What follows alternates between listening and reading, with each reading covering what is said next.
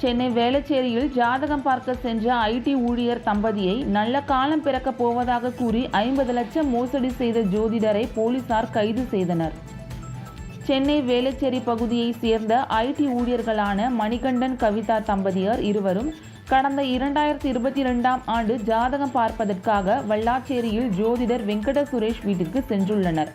அப்போது ஜோதிடர் வெங்கட சுரேஷ், உங்களுக்கு நல்ல காலம் பிறந்திருக்கு, நீங்கள் இருவரும் சேர்ந்து தொழில் செய்தால் அதிக லாபம் சம்பாதிக்கலாம் என ஆசை வார்த்தை கூறியிருக்கிறார்.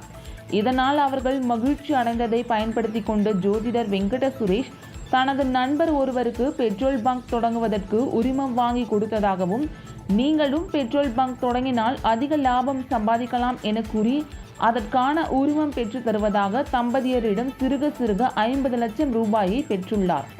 ஆனால் பெட்ரோல் பங்கிற்கான உரிமம் பெற்று தராத நிலையில் பணத்தை கேட்டபோது அடியாட்களை வைத்து மிரட்டியுள்ளார். இதனால் ஏமாற்றப்பட்டதை அறிந்த தம்பதியர் வேளச்சேரி காவல் நிலையத்தில் புகார் அளித்துள்ளனர். புகாரின் பேரில் வழக்கு பதிவு செய்து தேடி வந்த போலீசார் 11 மாதத்திற்கு பின் ஜோதிடர் வெங்கட சுரேஷை போலீசார் கைது செய்து நீதிமன்றத்தில் ஆஜர்படுத்தி சிறையில் அடைத்தனர். மேலும் தலைமறைவாக உள்ள விஜயபாஸ்கரை போலீசார் தேடி வருகின்றனர்.